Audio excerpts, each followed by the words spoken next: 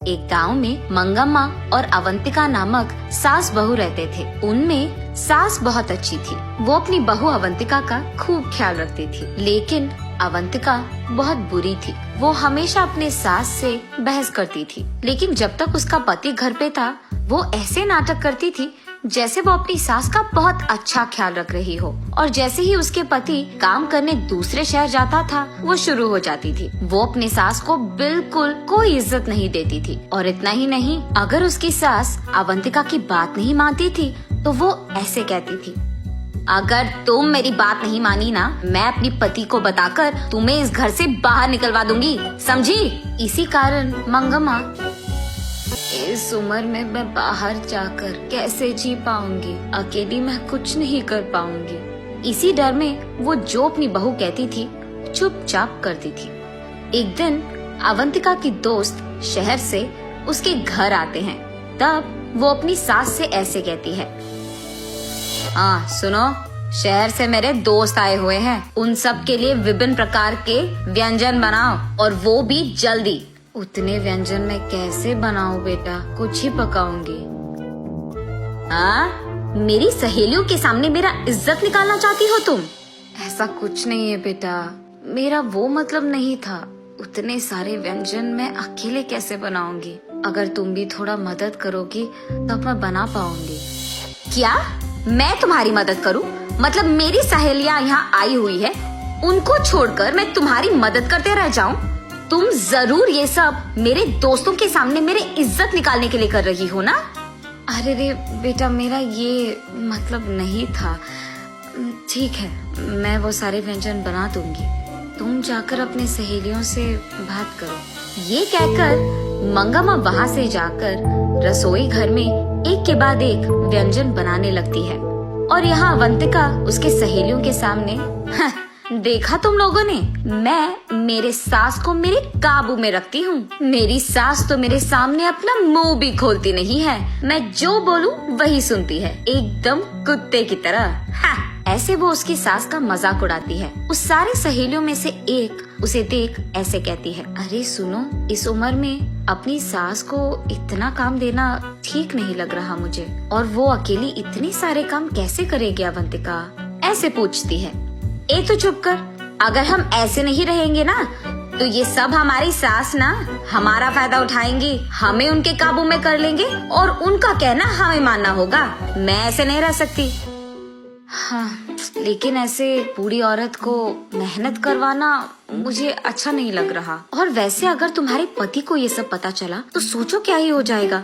अरे चल, कुछ नहीं होगा, यहाँ जो कुछ हो रहा है कहीं और बैठे मेरे पति को कैसे पता चलेगा? तू भी ना। अरे पर तुम्हारी सास तो बोल सकती है ना। हाँ, नहीं बोलेगी। क्यों नहीं बोलेगी?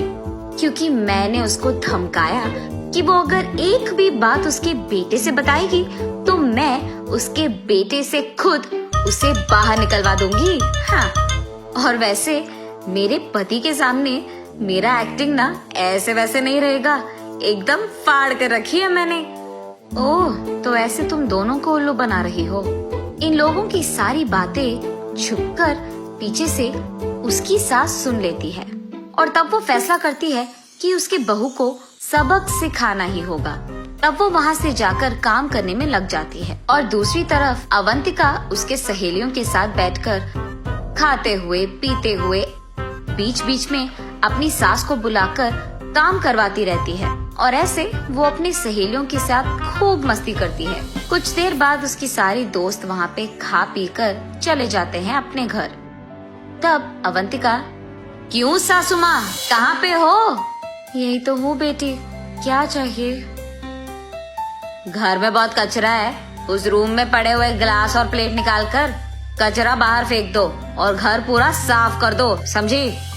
तब तक बहुत काम करने के कारण मंगम्मा बहुत थक जाती है, लेकिन अब वो कुछ कर भी नहीं सकती थी, इसीलिए उसकी बहू के दिए हुए सारे काम एक के बाद एक खत्म करती है। वहाँ से कचरा फेंक के वो घर पूरा साफ कर देती है। अगले दिन मंगम्मा उदास बैठे रहती है। तब पड़ोसी घर की बेटी अमृता वहाँ आकर उससे ऐसे कहती है, दादी दादी, ये लो मिठाई, खाओ ना, आज मेरा जन्मदिन है। ऐसे कहती है। पर ये सब मंगम्मा नहीं सुनती है, अपने ख्यालों में खोई रहती है। तब अमृता दादी दादी ऐसे जोर से पुकारती है। तब मंगम्मा होश में आकर बोलो बेटी अमृता, यहाँ कैसे आना हुआ?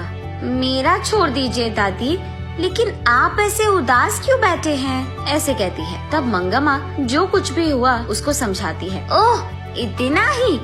इस समस्या का उपाय तो मेरे पास है। बस आज के लिए जो भी तुम्हारी बहू तुमसे कहती है ना, वो काम कर लो और कल से ये नौबत तुम्हें नहीं आएगी। तब मंगम्मा, ऐसे कैसे अमृता, ऐसे क्या कर लोगी तुम? अरे वो सब आप मुझ पे छोड़ दीजिए दादी, मैंने कहा ना कि मैं संभाल लूंगी। ये कहकर अमृता वहाँ से हंसते हुए चली जाती है। इतने में अवंतिका वहाँ आकर पहनी हुई कपड़े सारे मंगम्मा के मुंह पे फेंक कर, सुनो, ये सब धोकर इस्त्री करके मुझे वापस करो। अरे घर में तो वॉशिंग मशीन है ना बेटा, उसमें डाल देती। ये कपड़े अगर वॉशिंग मशीन में डालेंगे ना तो खराब हो जाएंगे, तुम पहले काम करो ना। ठीक है बेटा, धो लूंगी। मंगम्मा उन सारे कपड़ों को अच्छे से धोकर उन्हें सूरज में सुखा करके उसके बहू के पास ले जाती है। ये लो बेटा, सारे कपड़े धो लिया मैंने। अच्छा, तो फिर कपड़े को तय कौन करेगा? मैं। उनका इस्त्री करके अलमारा में लगा दो। उसकी बहू की बात मानकर वो उन सारे कपड़ों को तय करके उनका इस्त्री करके अलमारा में लगा देती है। अगले दिन मंगम्मा का बेटा शहर से घर वापस लौटता है और आते ही अवंतिका, अवंतिका, कहाँ हो तुम?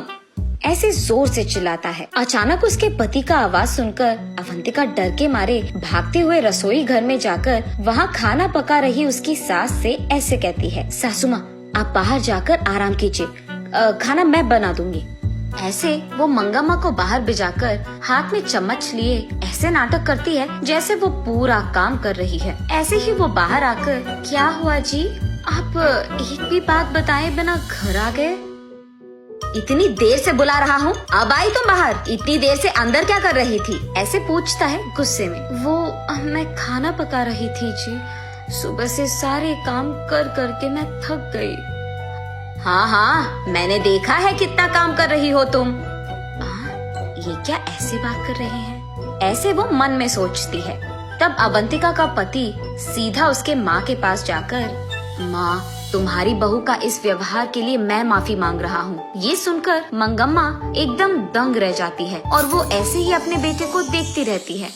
अरे ये क्या कह दिया आपने? मैं तो सासू माँ की कितनी अच्छी ख्याल रख रही हूँ, उनका देखभाल मैं ही तो करती हूँ, ऐसे कहती है अवंतिका। हाँ हाँ, ये भी देखा मैंने कि तुम माँ की कितनी अच्छी ख्याल रख रही हो। ये कहकर पॉकेट में से एक मोबाइल निकालकर उसमें एक वीडियो अवंतिका को दिखाता है। उस वीडियो में अवंतिका अपने सास से कपड़े धुलवाना, उनका इस्त्री करना, तय करना, ये सब दिखाई देता है। ये देख मंगम्मा को समझ आता है कि ये सब अमृता का किया है और ये समझकर वो अपने आप में खुश हो जाती है। मगर दूसरी तरफ अवंतिका को ये नहीं पता चलता है कि ये सब किसने किया है, लेकिन वो अपना गलती मानकर चुपचाप खड़ी रहती है। उसके बाद अपनी गलती का एहसास होने के कारण वो अपनी सास का बहुत अच्छा ख्याल रखने लगती है।